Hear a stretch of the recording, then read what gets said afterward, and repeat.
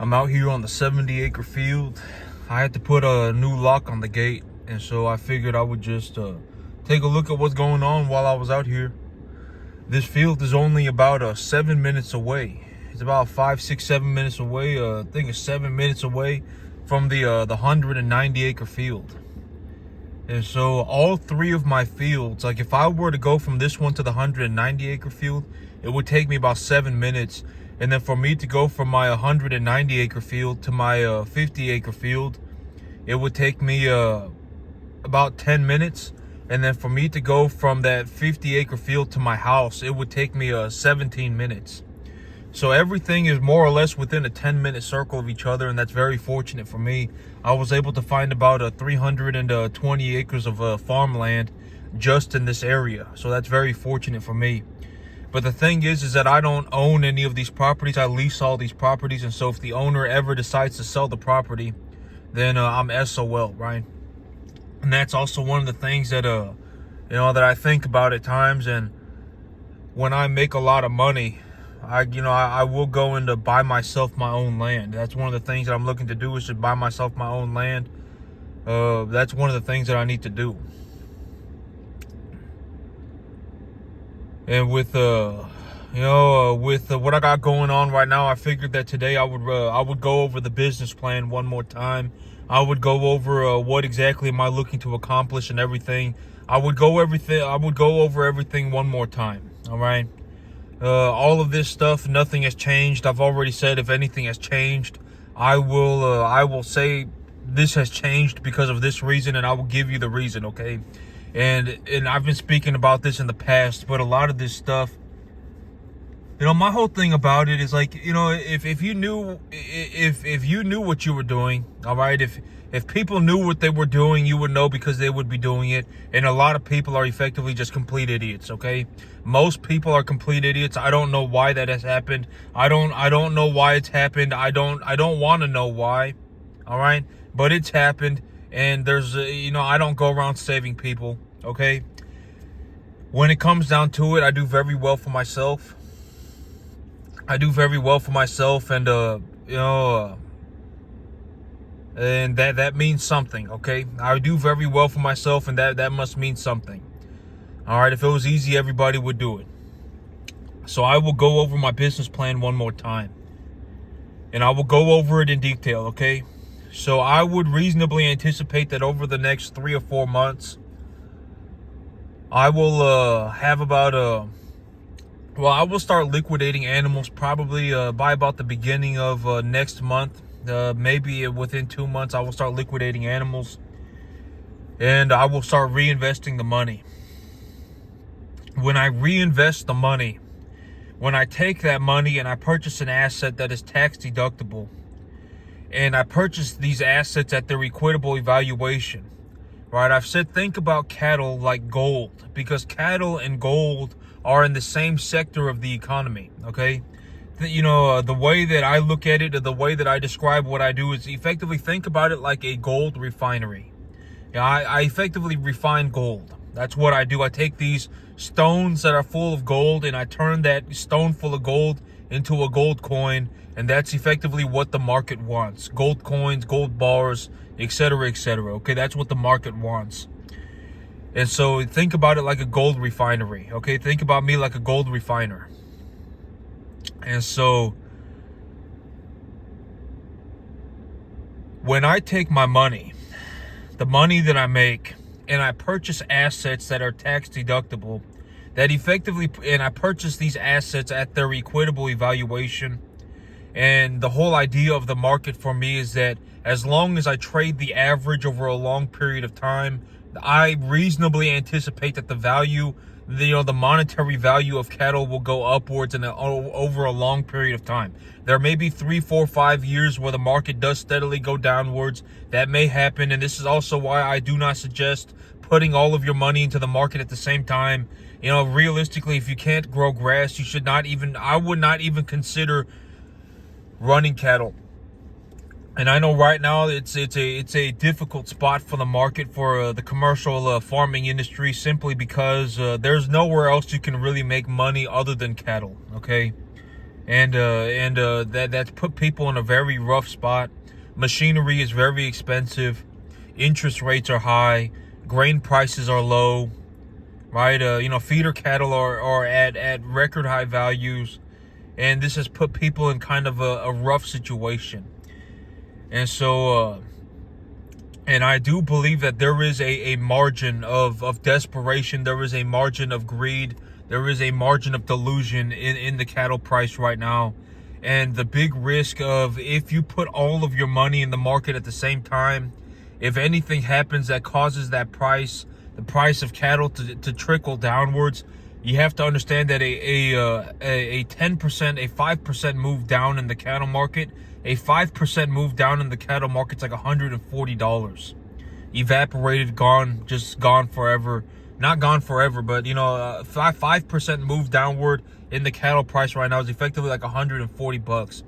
All right, if the cattle price goes down by 10%, then you're gonna lose like $280 per animal. Okay, and that effectively puts you in a situation where you cannot make money on your cattle forever. All right, the only thing that would effectively make it so that you could make money on your cattle at that point would be if the market turned back around and went upwards. Okay, and at that point you're gambling.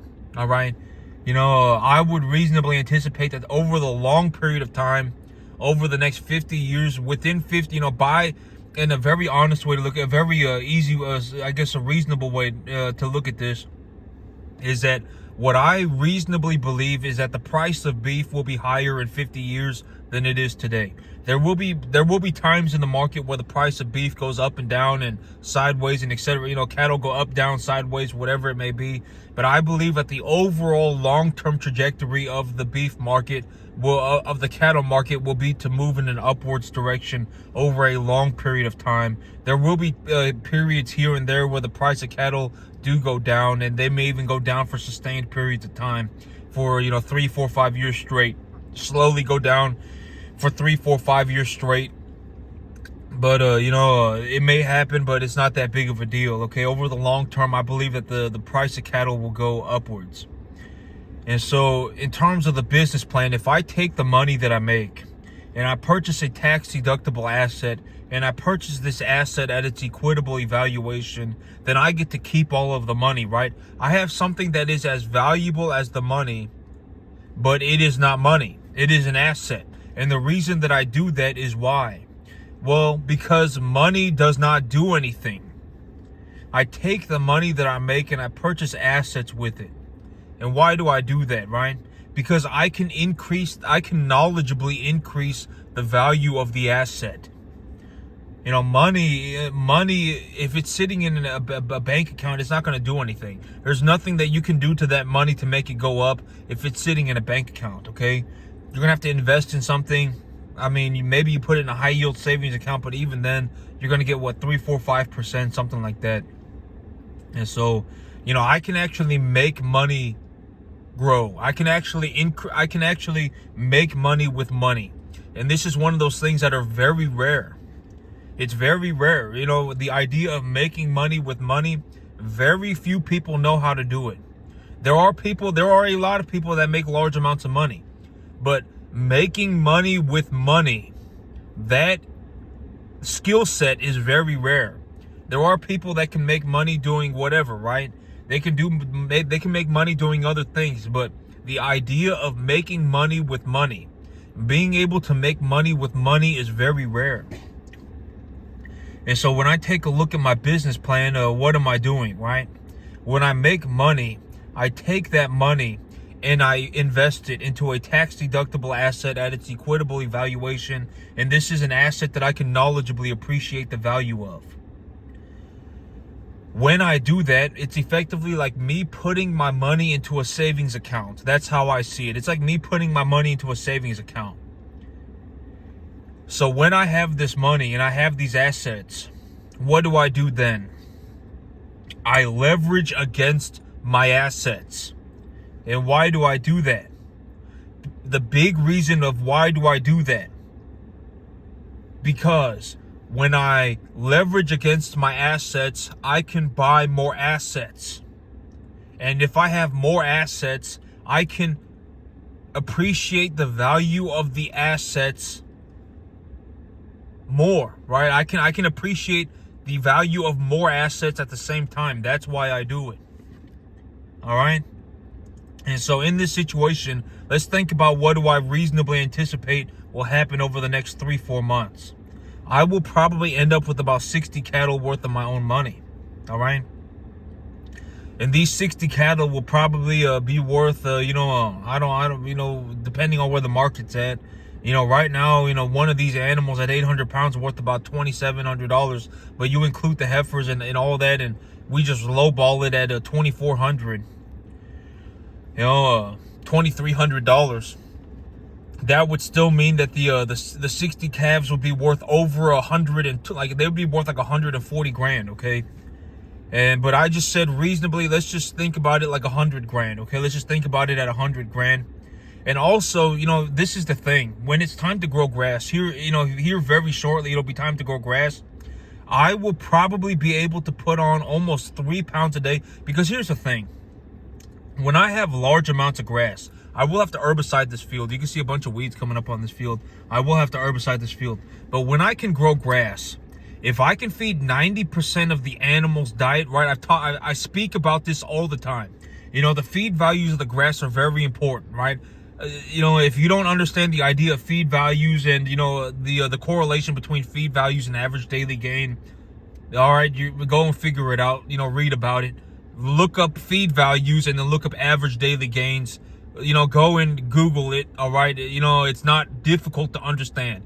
The feed value of a plant, the feed value of cattle feed, it can be measured in the two most reasonable ways that I have seen of measuring this are what?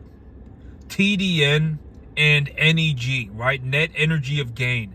Because net energy of gain can only be achieved after the animal has achieved the amount of energy intake that it requires to maintain their body weight. So after the maintenance body weight energy intake, there is the NEG, right? And I use a 55 NEG, 14% protein, total mixed ration. And when the animals are on grass, though, if the animals are on grass and I take a look at the grass and I reasonably anticipate that the grass is whatever, the grass is 14% protein, it's a 12% protein, right? If the grass is 12% protein and it's 60% TDN, if it's 12% protein and 60% TDN, what do I supplement with and why? Distiller grains, right? Distiller grains, because the protein, you can go up to about 14% protein and not be concerned about it. 12 to 14% is pretty optimal. If the grass is about 12% protein, 10% protein, and it's about 60% energy, 57% energy, then I will supplement the animals with about, just a little bit. If they're about 600 pounds, I'll give them about, if they're about 500, 600 pounds, maybe I'll give them 3 pounds of distiller grains a day apiece.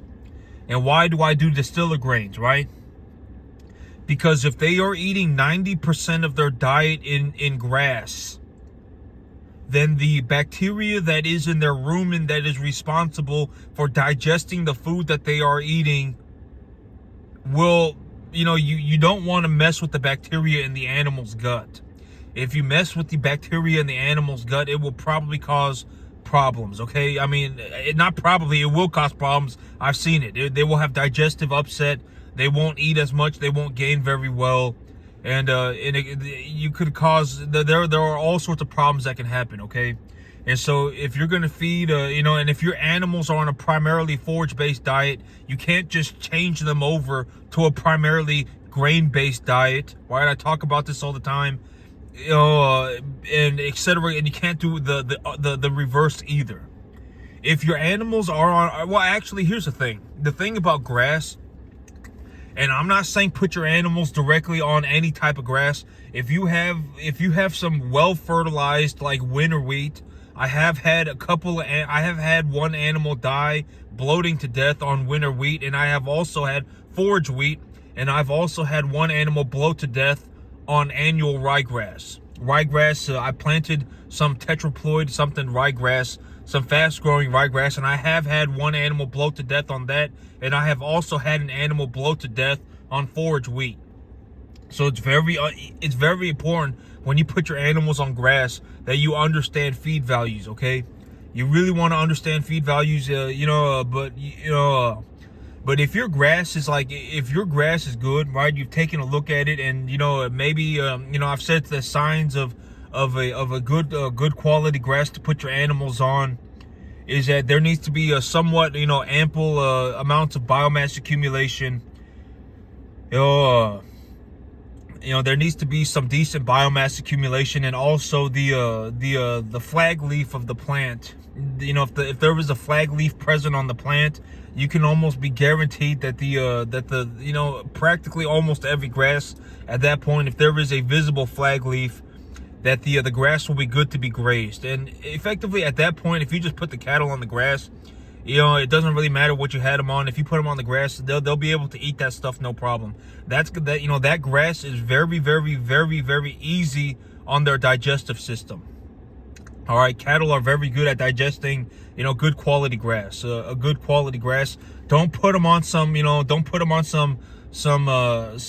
worthless grass. Okay, if your grass is already gone to seed, if your grass is if your grass is just starting to sprout, etc., all right, you want to make sure that there is some decent amounts of biomass accumulation, and if there is a flag leaf present, you can almost be guaranteed that grass is going to have good to decent feed values. And so but that's the big idea with the business plan, right? That's the big idea with the business plan, that when I have money that I have invested, I leverage against the money. And why do I do that? To increase the number of assets that I am appreciating at the same time. And at the end of the day, if I have $100,000, and I think about it like a savings account, right? I think about it like a savings account. I have $100,000 worth of cattle, and these cattle are entirely my own money, okay? So I have $100,000 worth of cattle, right? And I leverage against them, and I take an $80,000 loan, and I take that money and I purchase more tax deductible assets, and I purchase these assets at their equitable evaluation. That now puts me in a situation where I can run more cattle at the same time, right? And that increases the amount of money, more or less, that increases the amount of money that I make on a monthly basis. All right? And so that's why I do it. I get a tax benefit, and I can increase the amount of money that I make on a monthly basis. That's why I do it. And so that's the business plan, okay? I reinvest my money first. I reinvest my money, and once my money has been invested, and I take a look at my herd and I say my assets are stable, and I would reasonably anticipate that they appreciate for XYZ amount of time. When the animals are stable and appreciating, that is when I leverage. And when I leverage, I don't ever invest all of my money at the same time. I do not ever invest all of my money at the same time. I think about it like buying the average over a long period of time. And so if something happens, if I buy a set of calves, the animals that I have that are stable and appreciating, they're going up in value, I can reasonably determine the value of the calves and the appreciation value of the calves, and I can use that appreciation value as a safety margin. All right, I can use that appreciation value as a safety buffer. And so while I invest the borrowed money, when I invest that money, if something happens along the way that makes me think that my balance sheet, I'm over 80% leverage or whatever, or my balance sheet is, something is, I need to whatever, then I'll just wait, right? I'll just wait. I won't invest anymore. I'll just wait, because the animals that I have that are stable will still be going up in value, and that will effectively, keep pushing my money upwards. But that's what I do, okay? That's how I do it. And when I take a look at all this, when I liquidate the animals that I have right now, and I'm gonna liquidate them pretty big. And if I liquidate them at 800 pounds, if I liquidate them at 800, 900 pounds, I'll be able to buy more than 2 cattle for every one that I sell. So when I sell my animals, I will probably be able to buy more than, I'll just say 60 cattle. I'll be able to buy about 60 cattle. And here's also the thing. that over the next 3 or 4 months, I would anticipate, well, maybe not 4 months, because then, by January or February, it'll be real cold. It'll be real cold outside. But up until maybe about, late November, I'll be able to just full on grow grass, and it won't even cost me $1,000 a month to grow enough grass for all of my cattle. Okay, I'll probably have about 50 cattle, and it won't cost me but $1,000. It won't even cost me $1,000 a month to grow the grass for all 50 cattle, and they will effectively be able to live on a buffet. I don't think it might even cost me less than, it'll cost me less than $1,000. I was reading that the price of fertilizer has gone down about 10% or so.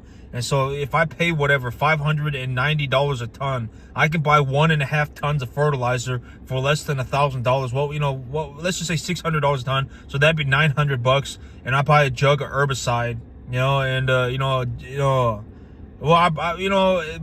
be, whatever, about $1,000. Let's just say $1,000, okay? Realistically, I'll only need 1 tonnage of fertilizer. And that 1 tonnage of fertilizer, let's say $600, and a jug of herbicide, it's gonna be $100. That's $700, and I can effectively grow 10 acres of grass with that. And if I grow, and so what, it's whatever, right? It'll cost me less than $1,000.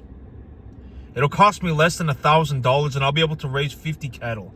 And if I have my animals on grass, and this is how I think about it, if I have my animals on grass and they are getting 90% of their diet on grass, and when they are eating this grass, let's say they put on about 2.5 pounds a day. They put on about 2 to 2.5 pounds a day. And if I feed them 0.5% of their body weight in grain, if I give them 3 pounds of distiller grains a day apiece, that 3 pounds of distiller grains will put on like 0.5 pound a day. All right, it'll put on like 0.5 pound a day on each one of these calves. I'll be able to put like 2.5 to 3 pounds a day. Realistically, it'll be closer to 3. All right, I can almost guarantee it'll be about 3 pounds a day. When these animals are effectively on a buffet of grass and they're eating 90% of their diet in grass, I mean, they'll put on 2.5 pounds a day. And if I feed them, a 0.5% of distiller grains, 0.5% of distiller grains, and give 3 pounds a day, that 3 pounds a day will put like another 0.5 pound on each animal. And if that is happening, I don't even consider grain to be an expense, because 0.5 pound of gain on the calf, 0.5 pound is that right there is like $1, $1.20, right? That right there is worth like $1.25. And a tonnage, 3 pounds of distiller grains cost me like 50 cents. So it would be like me using 50 cents to make $1.25 back. All right. And so, but it's almost time to grow grass. And when I start growing grass, I make astronomical amounts of money. And when I take a look at it, and when I take a look at my business plan, the whole thing about this is I'm not lying about it. I'm being as straightforward and as sincere as possible about it. I'm just telling you the truth at the end of the day. It just is what it is. All right. If anything changes, I will say so. And, but this is more or less effectively what I reasonably anticipate will happen. I will be liquidating my animals over the next 3 or 4 months. I will reinvest the money. When I reinvest the money, I will end up with about 60 cattle. Those 60 cattle will probably, if the market just goes sideways, those 60 cattle will ultimately be worth about 140 grand. And so when I have these animals, I will effectively have to, actually, I'll probably, if I have these 60 animals and I have my money reinvested, I will probably have to, not have to, I will, before the end of the year, I will more than likely take a loan for about 40 or 50 more animals from the bank. So I will probably end up with about 100 cattle, okay? And 100 cattle, at 100 cattle, my money in the deal will be about 100 grand. So I've always said that, to an easy way to think about this is to, understand that I have money in my cattle, and then I also have money that I make on a monthly basis. Okay. And it effectively takes me about 7 months to raise a calf from 250 pounds to 800 pounds. Okay. So think about it. And, if I have, let's just say I have, 105 cattle, to make numbers easy. If I have 105 cattle, and I am selling them every seven, I'm selling a set of calves every 7 months. I'm effectively selling about 15 calves a month, right? If I'm selling 15 calves a month, that leaves me with 90 cattle left at home, right? That leaves me with 90 cattle left at home. And those 90 cattle are going to be worth, whatever, ultimately worth, maybe about 200, just over 200 grand, ultimately. And, but let's say that the animals are whatever worth, those animals, they're not all going to the market at the same time, right?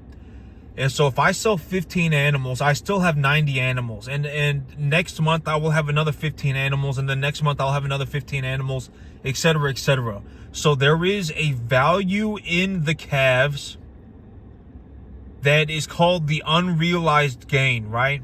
And that is also money that I have made. And in this situation, it's effectively just more or less, it will be an equal value to, like if I sell 15 calves and I make 30, let's just say I make $35,000. The unrealized gain value in the animals will also probably be about 35 grand. All right. So I will have about 70 grand total. All right. I will have about 70 grand a month total that I am making, because the 90 animals that have gone up in value, the net excess value is effectively 35 grand. All right. And I have $100,000 in the deal myself. That $100,000 that I have stored in the animal, that's my money too. So I have the unrealized gain value of the animals that I have not sold yet. The 90 animals that are still there, I still have the unrealized gain value. That value is about 35 grand. I sold 30 cattle, and that, I sold 15 cattle, and that made me about 35 grand as well. Let's say all in all 65 grand. So I have $65,000, right? And so let's say that I reinvest my 35 grand. And then I reinvest my 35 grand, and I'm sitting there with the stabilized, I would reasonably anticipate that my herd is stable and everything is good to go.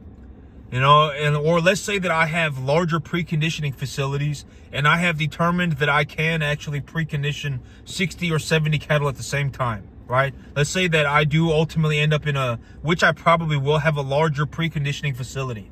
So if I have $35,000 that is net positive in my herd, and I also have a check in my hand for 35 grand, and then I also have the animals that I have, just the animals that effectively more or less are just the animals that I purchased with my own money. I have that 100 grand. I have a net excess, or I have a net positive gain in the animals that I have not sold yet. The 90 animals that have not gotten sold have also gone up in value by about 35 grand. And I also have a check in my hand for 35 grand. If I want to access the money that I have in terms of a net value, in terms of a net positive value in my herd, but I don't want to liquidate the animal, I don't want to sell the animal. Why? Because I reasonably anticipate that they will appreciate in value, pretty substantially. And, they will continue to appreciate in value. So I don't want to sell them to access the money, right? Every month that goes by, the net positive evaluation of the herd will go upwards, right? Effectively, granted that I do my part. So when this happens, what can I do to utilize that capital without liquidating my asset? I can take a loan. Right? I can take a loan against it. I can take a loan against my assets, right? And so effectively what it turns out to be is, let's say I sell my 15 animals and I make enough money to buy 30. And instead of buying 30, I say, well, my herd has gone up in value by about, another 30 animals worth of money. And I'm sitting on 100 grand, right? So in this situation, what would I reasonably do? I would leverage against my earnings. I would take my 30 grand and I would take another loan for 30 grand. All right, because then that would more or less take my earnings to zero. But that may take my earnings to zero, but what does that allow me to do? That allows me to appreciate more assets at the same time. And if I legitimately need money, I can just sell some of my animals. I still have 100 grand just sitting there, right? I still have 100 grand just sitting there.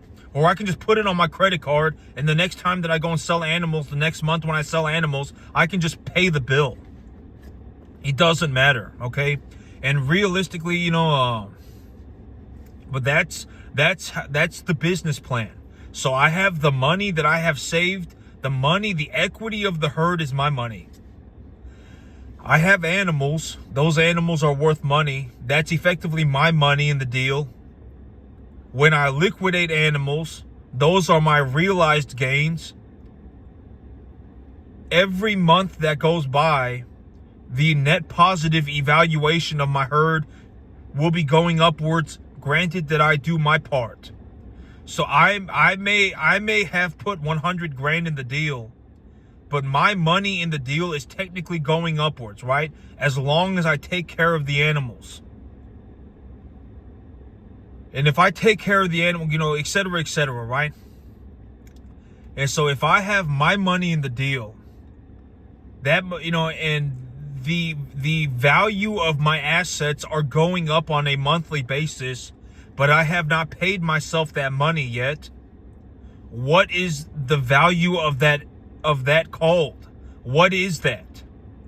That is the unrealized gain of my portfolio. I have my money in the deal. Okay? My assets are going up on a monthly basis. So I have my money in the deal. And granted that I do my part, the value of the assets will go in an upwards direction. Until I pay myself that money is an unrealized gain. That is technically still my money, but I have not paid myself the money yet. All right?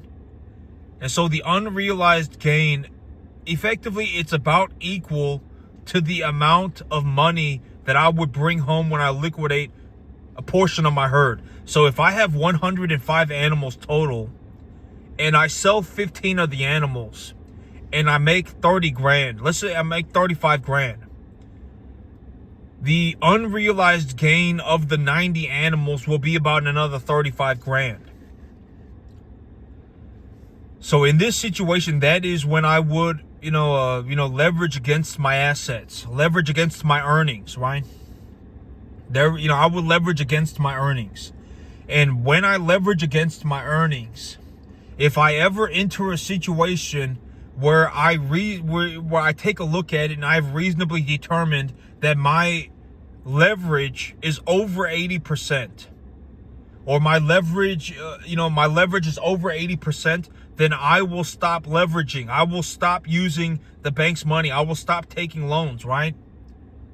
And if I stop taking a loan, the animals that I still have, granted that I keep doing my part, I continue to do my part, would continue to go up in value, right? Would continue to go up in value. And, and for me to lose money, it would have to be like, I would have to lose like 20% of my animals a month, which is ridiculous. Okay. That's not going to happen. I'm not going to lose 20% a month. All right. I'm not going to lose 20% a month. That's not going to happen. And, but if anything happens, then if anything looks like it's something's going on with the balance sheet that makes me feel like, that makes me reasonably believe that my total leverage is going over 80%, then I will stop leveraging and just start reinvesting my own money.